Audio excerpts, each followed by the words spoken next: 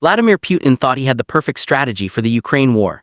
At least he had the perfect strategy after his initial attempt to seize Ukraine within a week utterly failed. All Russia needed to do was wear Ukraine down through sheer numbers. Eventually, the defense would collapse and Russia could take Ukraine quickly afterward. That was over 3 years ago. Russia has made minimal territorial gains since then, especially when weighed against its significant losses. Now, Putin is dealing with a war that's lasted longer than it should and has served as a catalog of his inability to deliver on his promises. Putin's massive failures in the Ukraine war are tearing Russia apart, and the future looks bleak for Putin's country. John Foreman sums it up easily in an October 10 interview with Times Radio. Foreman, who served as the UK's defense attaché to Moscow and Kiev between 2019 and 2022, understands Putin better than most outside of Russia, and he has a clear opinion on how Putin has failed in Ukraine. When asked about how Russia's recent hybrid warfare strikes in Europe are linked to the Ukraine battlefield, Foreman says bluntly, "Yes, I think Russia has experienced a strategic catastrophe by invading Ukraine."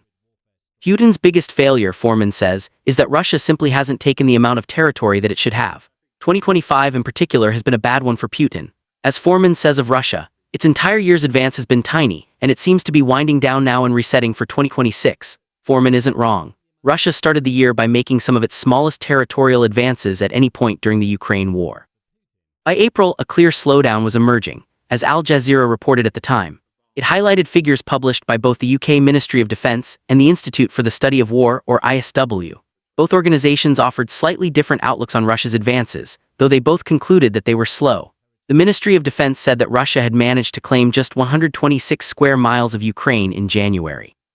By February, that number was down to 76 square miles, and it went down again to 55 square miles in March. According to the ISW, Russia's gains were a little better, but by no means impressive.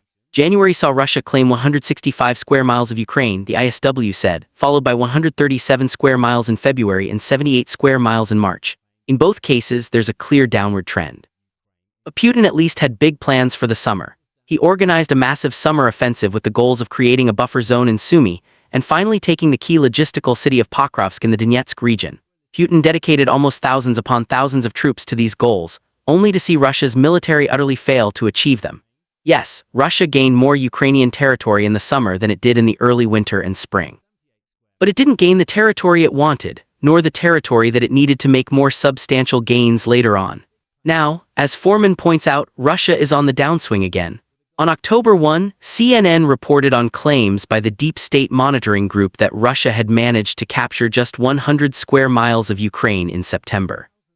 That's right back down to the sort of numbers that we saw at the beginning of 2025, and it is indicative of yet another blunder by Putin.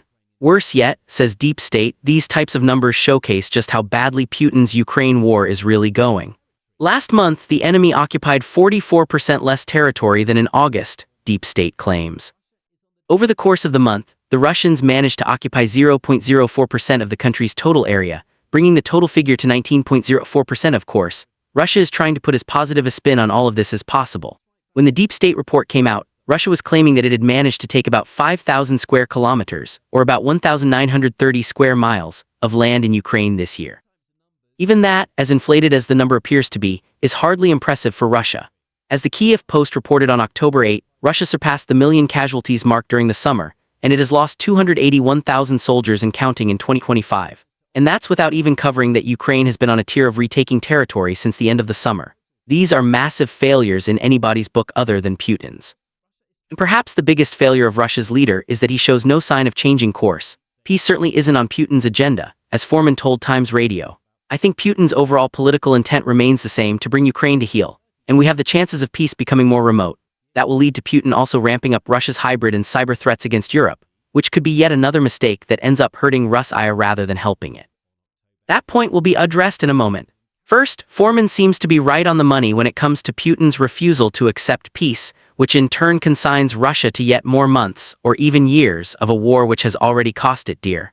Almost everybody who is in some way a stakeholder in the Ukraine war believes that Putin doesn't intend to declare peace. The European Union's, or EU's, Kaja Kallas said as much in the wake of Putin's groundbreaking visit to meet US President Donald Trump in Alaska back in August.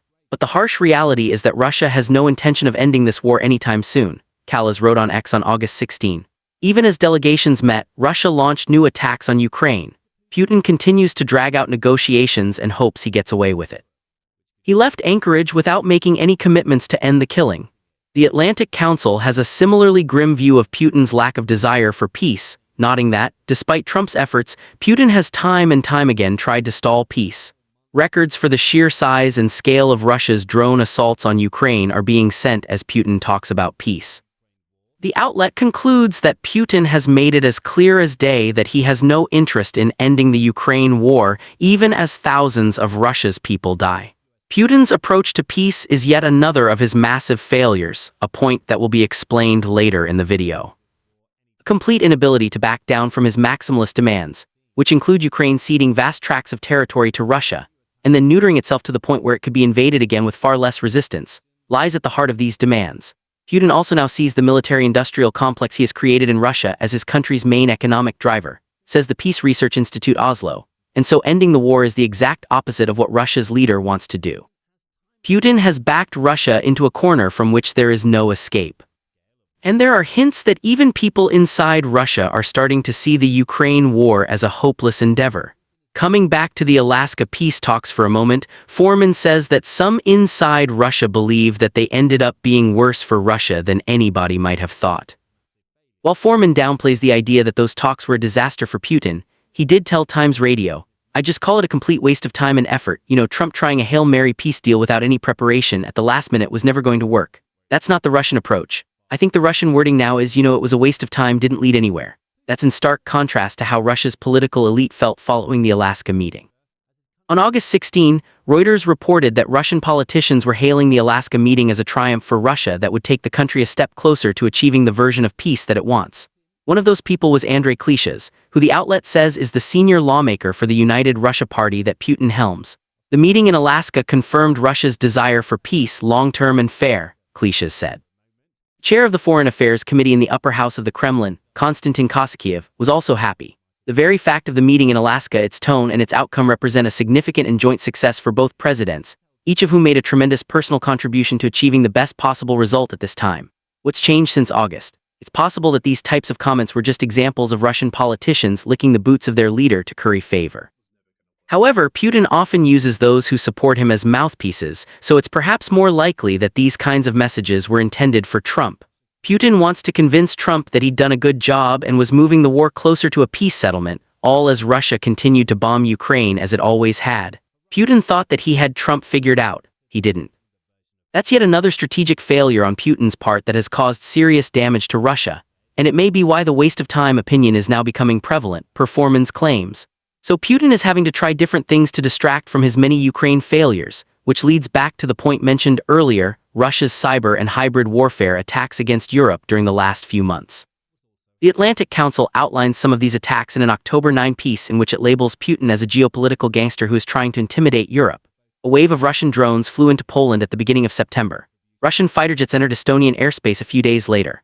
There have also been Russian drone sightings in countries like Germany, Denmark, Norway, and the Netherlands, all of which are EU and NATO nations that express immense support for Ukraine. These are the types of attacks that Foreman is talking about, and they appear to have become a key part of Putin's Ukraine war strategy. Russia's leader is trying to use hybrid warfare to stop Ukraine's allies from offering support. Plus, as Ukraine's President Volodymyr Zelensky noted on October 12, Putin is also trying to take Western eyes off the Ukraine war. Russia is now taking advantage of the moment, the fact that the Middle East and domestic issues in every country are getting maximum attention. Zelensky wrote on X. He's not wrong. Foreman also told Times Radio what Russia's plan for Europe is likely to be going forward. "I do see the ramping up of these threats, whether it's cyber, whether it's espionage, whether it's sabotage, whether it's incursions, whether it's at sea. The evidence is out, it's part of that to ultimately stop us from supporting Ukraine. Herein lies what may end up being another of Putin's strategic failures. Putin's goal is to make Ukraine's European allies so wary of Russia that they stop supporting Ukraine, keep them focused on themselves, and Ukraine will grow weaker. However, Putin simply steeled the collective resolve of NATO's European members. They're now considering military responses against Russia's hybrid warfare threats, as discussed in a video earlier in October. Check out that video to learn more. But even more than uniting NATO and the EU against him, Putin is doing exactly what he's trying to make the rest of Europe do with Russia's cyber and hybrid attacks, taking eyes off the Ukraine war. Dividing his country's military attention between Ukraine and Europe means that Putin isn't thinking about how to fix the many strategic mistakes he's made during the war. Perhaps Putin is so egocentric that he believes he's made no mistakes at all. Or he might have surrounded himself with so many yes men that he has no idea that Russia's territorial gains are nowhere near as impressive as he tries to make them sound when he talks about them. Whatever the case may be, the focus on Europe may be Putin's biggest mistake of all. Ukraine is a far more significant problem for Russia, and Putin seems incapable of changing an approach to the Ukraine war that has been slowly killing Russia for over 3 years. And that leads to how all of this is tearing Russia apart. That's happening even if Putin doesn't see it, and it starts with Russia's geopolitical status. Thanks to Putin's actions after Alaska, the pandering to Trump that Russia thought would keep the US at least partially on Russia's side is now failing. Any support Russia had from the US since Trump became president is gone, and Trump is openly talking about offering more support to Ukraine than he has at any other point since he took office. Trump has said that he believes Ukraine has the ability to retake the territory that it has lost to Russia, which is a complete turnaround from his earlier assertions that Ukraine holds no cards. The Lowy Institute even believes that Trump may be right, noting that Russia is bleeding soldiers on the battlefield and is also dealing with Ukrainian strikes against energy infrastructure that are hurting the country economically. The Associated Press adds that Trump now claims that he's considering sending Tomahawk missiles to Ukraine. Those missiles can travel for around 1,500 miles, which would put all relevant parts of Russia in Ukraine's crosshairs, assuming that Trump follows through. That's a big assumption, of course. Trump may just be talking to demonstrate to Putin what might happen if Russia's leader doesn't play ball. But even if that is the case, the change in US rhetoric is a startling showcase of just how badly Putin has failed to play the US at a game that he thought he was winning.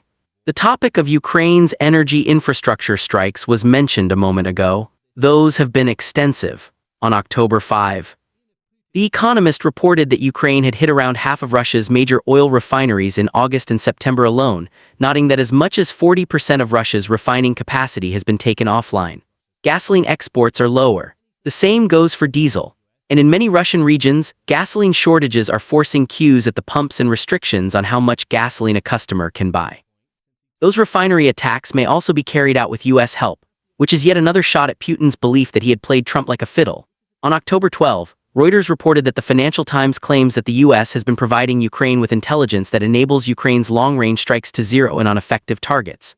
How true this is remains to be seen, but there's no denying that Ukraine has enjoyed massive success with these strikes. Ukraine hits its targets more often than not, and that may be because the US is now giving it a helping hand. These kinds of attacks may still not be enough to push Putin away from his failed course when it comes to the Ukraine war. When asked if he sees the strikes leading to economic problems for Russia, Foreman points out that Putin can take on more debt, cut spending elsewhere, and continue to lean on Russia's national reserve.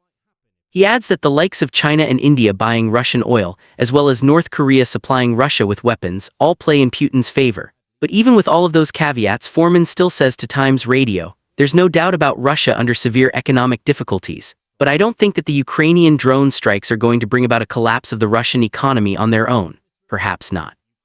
But as Foreman says himself, those strikes, coupled with concerted international action, could collapse Russia's economy. And besides sanctions, there are hints that some in the EU are ready to do something that will really hurt Russia: unfreeze Russia's frozen assets so that Ukraine can use them. Such a course of action will obviously help Ukraine, which is dealing with economic pressure of its own. However, they'll also take away another of Russia's economic lifelines, while once again showcasing how Putin's Ukraine war failures have ended up turning the geopolitical tide against his country. There is still a debate ongoing in the EU about how to use this frozen Russian money. The Straits Times says that EU leaders are weighing up the possibility of using those assets to deliver a loan of 140 billion euros, or about $150 billion to Ukraine. But this sort of action can only happen if the EU's various leaders unify to make the decision, as unity is the antidote to Putin's efforts to make Europe's many nations focus on themselves rather than Ukraine. Still, there might be one more issue that threatens to tear Russia apart more than any other. And that issue is the simple fact that Putin is a 73-year-old man who isn't going to live forever. Realistically, Russia's leader may only have a few more years to achieve his goals. But if Putin dies, there doesn't seem to be any sort of replacement for the cult of personality type figure, as Foreman dubs Putin waiting in the wings. Foreman is quick to mention that any major refresh between Russia and the West, which includes Ukraine, is likely a generation away. But Foreman also says that when it comes to Putin, his prospect is to remain in power and then die and then leave it to his successor. I think the problem is that every day he remains in office, the chances of bloodshed when he finally does and his successor comes along increases. Putin's successor may not be so crazed about Ukraine, Foreman says, and a power struggle inside Russia could be just as damaging as anything that the West or Ukraine is doing to hurt Russia. Perhaps that's Putin's biggest failure of all. His seeming lack of planning for what comes next is going to be a major problem for Russia. Putin seems to have recognized this, and as the Kyiv Independent reported in May, Russia's leader has a list of potential candidates to succeed him. But potential is the keyword here. There is nobody whom Putin is obviously grooming to be his successor, and that fact is sending Russia headlong into a future dilemma. In September, Reuters reported on strange comments that Putin made to China's President Xi Jinping when Russia's leader attended a military parade in Beijing. Human organs can be continuously transplanted, Putin reportedly said through his translator. The longer you live, the younger you become, and you can even achieve immortality. Is Putin's solution to the succession problem simply not to die? Immortality may be on Putin's mind, but that is pure fantasy. And maybe this sort of comment is Putin's roundabout way of acknowledging his biggest failure of all. Russia's leader hasn't prepared his country for what comes after decades of Putin's rule. Organ transplants won't save Putin, and the many mistakes Putin has made in Ukraine and within his own country will end up tearing Russia apart. That is, if Putin's domestic security blind spots inside Russia don't topple the country first. Russia's leader has been dedicating far too many of Russia's resources to Ukraine and now Europe, and that is another major error on his part. Find out why in our video, and remember to subscribe to Clash of Nations for more videos covering how Putin may be leading Russia down a path of destruction.